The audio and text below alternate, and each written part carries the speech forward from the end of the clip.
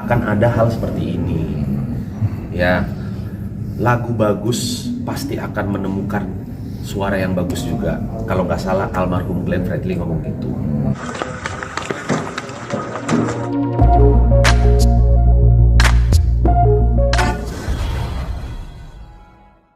Pokoknya intinya adalah namanya kita bermusik, mempunyai rekan partner, itu pasti ada, ya kayak rumah tangga lah ya. Ada gesekan lah dikit. Ya, namanya rumah tangga itu pasti ada gesekan dan bisa diselesaikan dengan baik, ya. Harus duduk bareng, memakai kepala dingin, dewasa, tidak mengunggah-unggah sesuatu di media sosial yang berlebihan. Itu loh, itu sebenarnya yang kita pengen. Karena jangan salah, Arif pun menciptakan lagu di album Krispati yang baru, ya, lagu Krispati yang baru.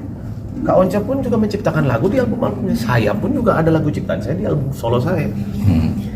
Kalau ini berjalan bagus, yang dapat untung siapa? Kami juga kan? Kami juga. Tapi kebetulan memang kami juga performer gitu loh. Makanya dua-duanya harus dibela. Jangan mau menang sendiri, pencipta lebih dari penyanyi, penyanyi lebih dari pencipta. Nggak ada yang seperti itu.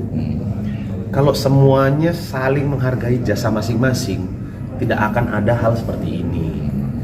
Ya, lagu bagus pasti akan menemukan suara yang bagus juga. Kalau nggak salah almarhum Glenn Fredly ngomong gitu. Jadi untuk masyarakat di luar sana yang komentarnya cuma menghujat, please deh, kalian kalau nonton konser gitu ya, udah menghujat gitu gimana sih? Sekali-sekali nonton konsernya Kak Once, jangan menghujat dulu gitu loh. Lihat penampilannya, lihat penampilan Krispati, lihat penampilan saya. Di situ kami bersinergi bahwa kami juga harus menghargai yang namanya pencipta lagu. Itu udah pasti, karena kami juga menciptakan lagu. Gitu. Nggak akan ada ketimpangan apapun deh. Karena Kemenkumham sudah menunjuk ada lembaga yang kolektif, yang dihormati oleh negara berdasarkan undang-undang. Nggak bisa dong, saya nggak suka ganjil genap, tiba-tiba saya teriak di mobil, ganjil genap merugikan hidup saya, ganti nggak ganjil genapnya? Kan nggak bisa. Makanya kita ambil jalan tengahnya. Ngapain kita repot-repot begini? Kalau bisa kita duduk bareng.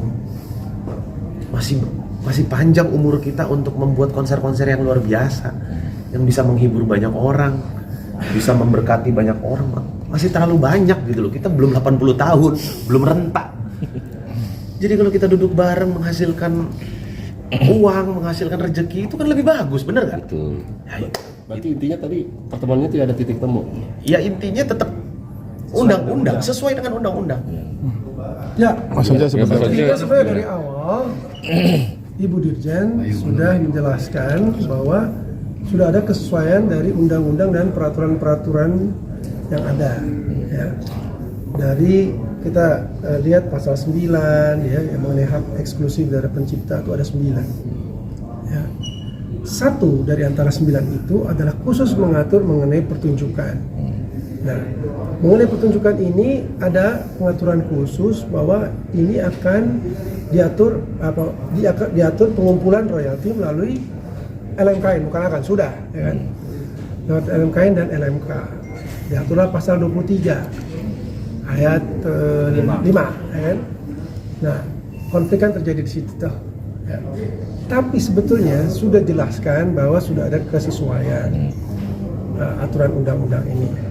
Saya melihat begini, saya melihat ini bukan masalah hukum, tapi banyak nuansa masalah pribadi. Ya. Kalau saya sih gampang saja, saya kan sudah memberikan pernyataan, saya tidak membawakan lagunya Ahmad Dhani, ya, baik mau sendiri maupun bersama Dewa. Nah, ini pun sebenarnya saya masih saja membuka kemungkinan untuk pembicaraan lebih lanjut. Ya. Kalau teman-teman yang lain mau menyelesaikan masalahnya, saya kira bisa juga, dong. Iya. Nah, masalah yang lebih krusial adalah masalah hukum ini atau masalah tentang aturan ini berhadapan dengan penerapannya. Ya, bahwa penerapannya adalah melalui lembaga manajemen yang bersifat kolektif. Itulah yang dipilih oleh negara ini untuk dilaksanakan. Jadi masalah hukum yang sudah bagus, sudah baik, ini kemudian dibandingkan dengan penerapannya. Dalam prakteknya ada kekurangan di sana sini. Ada sejumlah uang besar yang sebenarnya menjadi potensi yang bisa dimiliki atau diambil oleh pencipta yang tentunya berhak, itu belum terkumpulkan dengan masif, dengan teratur ya. Seandainya sistem ini berjalan dengan baik, kita semua percaya pencipta Indonesia itu akan makmur sekali. Kenapa? Karena selain mereka memiliki hak eksklusif yang 8 itu, yang dimana ada hak untuk mengumumkan, hak untuk menggandakan dan segala macam itu ya. Mereka kan mendapatkan banyak sekali di situ. Contohnya misalnya seorang pencipta itu membuat kembali lagu-lagu yang mereka pernah rekam bersama kita. Kan boleh saja. Recycle kembali dengan warna yang baru. Kemudian mereka merekam dengan penyanyi lain. Kemudian mungkin saja dalam konteks itu penyanyi itu bisa membuatnya menjadi booming. Itu semua hak mereka loh. Cuman dalam undang-undang negara ini memang ada hal yang disebut performing rights ya, yaitu dalam konteks pertunjukan. Nah, dalam pertunjukan ini hak cipta itu dikumpulkan oleh lembaga ini, Lembaga Manajemen Kolektif Nasional atau LMK ini. Nah, ini yang coba dibangun, ditertibkan supaya berjalan dengan baik dan masif. Kalau dia berjalan dengan baik dan masif, tidak diganggu dengan segala macam pertentangan yang terus-menerus, kita percaya ini akan membuat pencipta-pencipta Indonesia sangat makmur. Kenapa? Karena ketika mereka duduk di rumah nonton TV, banyak orang yang membawakan lagu mereka, bukan cuma kita. Ya, dalam waktu yang sama bahkan royalti itu bisa dikumpulkan ya sedemikian rupa sehingga sampailah ke tangan mereka. Nah, jangan membandingkan itu dengan kondisi yang saat ini masih berjalan, masih berkembang. Jadi ini pilihan kita semua. Kalau kita ingin semua saling menyokong, saling peduli, baik pencipta maupun performer ya. Artinya ada semangat gotong royong untuk ini semua. Kita bisa duduk bareng lalu melihat sistem ini berjalan dengan baik. Ya. Itu saja. Jadi hari ini sebetulnya dari pertama sudah cukup tegas bahwa tidak ada satu pertentangan di antara undang-undang ini dan kita harus masuk ke dalam aspek-aspek yang lebih praktikal ya, lebih di lapangan lah sifatnya, bagaimana ini bisa dijalankan dengan baik. Banyak detail-detail yang harus dilakukan. Ya misalnya kalau usul saya, LMK sebagai lembaga ini harus mengkonsentrasikan perhatiannya kepada bukan saja pengumpulan lewat TV, radio dan sebagainya, tapi juga khususnya untuk pertunjukan. Nah, pertunjukan yang mana? Kalau menurut hemat saya, ada lebih baik bahwa lembaga pengumpulan royalti yang bersifat kolektif ini berkonsentrasi pada pengumpulan royalti untuk artis-artis yang besar atau artis utama dulu sebagai contoh, ya kan? Nah, yang punya nama, yang punya penghasilan relatif lebih besar, bukannya kita mengesampingkan artis yang lain yang mungkin ada di ujung Papua atau di Sumatera, tapi katakanlah 100 misalnya, 100 artis ini cobalah ditertibkan gitu kan, ditertibkan supaya benar-benar terkumpul sehingga pencipta itu bisa menikmati hak-haknya kan seperti itu. Jadi kekecewaan itu sebenarnya bisa kurangi dengan berjalannya sistem ini, dan kita semua percaya akan bisa jauh lebih baik asal kita ini sabar semua. Dan juga kita mau mengusulkan, sebetulnya tadi udah ada yang disebutkan juga bahwa tarif royalti ini yang sekarang ini yang 2% untuk pertunjukan itu kemungkinan bisa lah kita mintakan untuk dinaikkan supaya pencipta itu mendapatkan hak lebih banyak. Kita belum tahu berapa, ya? 3%, 4%, 5%. Kalau kita sih sebagai performer, penyanyi, pemusik itu mau ikut ya. Kita tidak punya niat yang buruk sebagai teman, apalagi teman sesama band ya. Sebenarnya tidak kan punya niat buruk bahwa kita tidak membayar royalti. Itu ada sistem yang harus diikuti, ada sistem yang mesti dibangun dengan tertib ya. Dan ya itu, moga-moga semua bisa berjalan dengan baik. Amin. Mas, kan yang sebenarnya ini jangan karena masalah ini menyerang salah satu profesi, itu yang nggak boleh. Mas, terkait dengan masalah LMK sendiri kan memang secara undang-undang sudah jelas, tapi ada satu hal yang mungkin banyak orang perdebatkan adalah masalah etika. Mungkin kayak Mas Once dengan Dewanya atau Mas Semi dengan Krispatinya dulu. Itu seperti apa mungkin? Saya bisa begini. Undang-undang kita kan hidup bernegara ya. Nah, dalam hidup bernegara itu kita kan mengedepankan kepentingan banyak orang, kepentingan kita semua yang jumlahnya banyak ini dalam satu negara. Itu kita dari kecil diajarkan, ya kan? Suka ikut PMP nggak zaman dulu? Iya. Mana yang harus dilakukan? Kepentingan orang banyak atau kepentingan pribadi atau golongan? Betul. Kita selalu diajarkan cobalah peduli dengan orang lain, dengan jumlah dengan banyak orang ya. Maka itu ketika kita bernegara kita tunduk pada undang-undang yang berlaku supaya apa? Supaya negara yang kata negara hukum ini bisa menjalankan tugasnya melindungi kita, memakmurkan kita, mensejahterakan kita. Undang-undang itu banyak juga yang memang ada kekurangan kecil di sana sini, ya kan? Tapi harus berjalan untuk kepentingan bersama. Jadi harus ada keinginan yang sifatnya gotong royong kita semua. Katanya kita bangsa Indonesia kan mengenal seperti itu, semangat seperti itu. Nah, kalau soal etika sebenarnya undang-undang itu adalah panduan etika, gitu ya. Panduan etika bahwa itulah yang benar untuk kita semua hidup bernegara, ya kan? Sopan santun ada juga tentu, ya kan? Nah, dalam undang-undang ada peraturan-peraturan di bawahnya, semua harus diikuti, ya kan, yang tertulis. Lalu kita melihat tidak ada masalah dengan itu, yang ada adalah penerapannya, penerapannya yang masih harus dibangun sistem ini.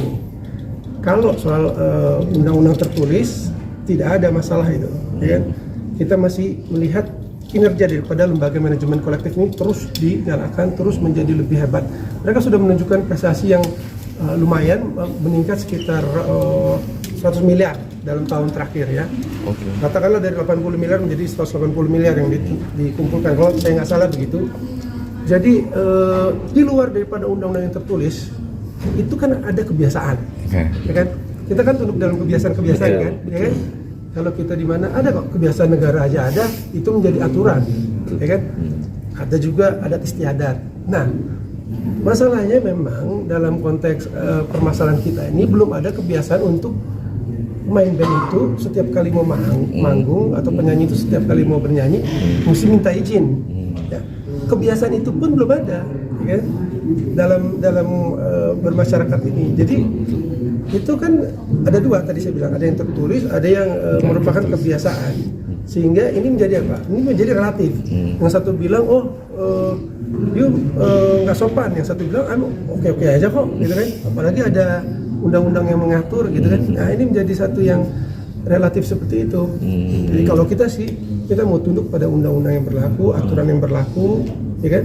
Kemana aturan itu mengatur, kita usung terus wibawa negara. Wibawa negara dalam hal ini dalam soal pengumpulan dan perlindungan hak cipta. Kalau Mas Emi mungkin sedikit tadi terkait dengan yang seperti itu kan, gonjang-ganjing ini biasanya kalau udah namanya habis ya itu gitu kan. Semuanya udah pada dewasa, semuanya punya hati nurani. Kita doain aja Mas Ahmad Dhani baikan. Beres itu aja, doanya yang terbaik aja. Iya kan? Semuanya kalau duduk ngopi bareng kan enak. Betul. Itu aja. Mas Once, Mas Emi kan masalah ini bukan cuma antara pencipta sama performer gitu, ada lebih luas lagi tuh, ada buat segala IO, macam ada gitu. IO yang datang juga, organisasi manajer, lalu Ada kalau soal penggemar ya, khusus soal penggemar, mereka masih banyak saya rasa yang mengharapkan mendengar lagu Dewa dari Mas Once, mendengarkan mendengar Sri Pasti dari Mas Emi. Mereka juga akan dirugikan ketika ada larangan, nggak bisa bawa lagu. Makanya doain aja. Ya kan? Doa yang baik aja, jangan menghujat di komen-komen. Nggak usah. Ya benar tuh. Kita berharap ya teman-teman penggemar musik Indonesia terus menyokong upaya yang positif supaya pencipta itu terlindungi dan pengumpulan royalti ini berlangsung dengan sistematis dan juga masif sehingga pencipta itu mendapat kemakmurannya gitu, dan teman-teman semua bisa menikmati suguhan yang baik ya, suguhan yang bagus. Tapi kalau dari teman-teman performer dan musisi sendiri, dengan adanya undang-undang LMK ini dianggap merugikan nggak sih? Karena kan ibaratnya ya udahlah biasa menyanyi hal itu, tapi ketika di luar kan jadi beda lagi. Sekarang harus ditarik lah ibaratnya. Kalau menurut saya dari Krispati, kami sangat-sangat diuntungkan dengan pasal 23 ayat 5. Dengan itu kami bisa bekerja kembali, di mana kami bisa dengan baik membayar, karena kami tidak niatnya itu dengan baik untuk menghargai Badai.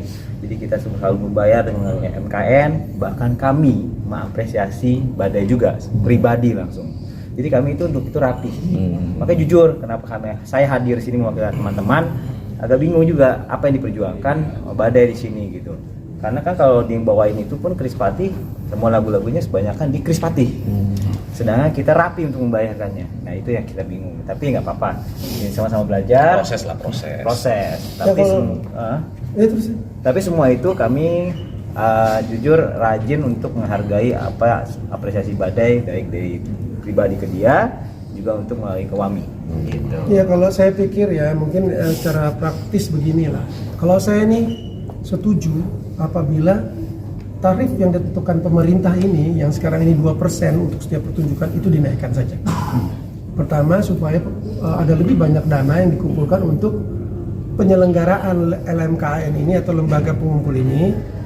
Kemudian yang terpenting ada juga dana yang terkumpul lebih lagi untuk si pencipta.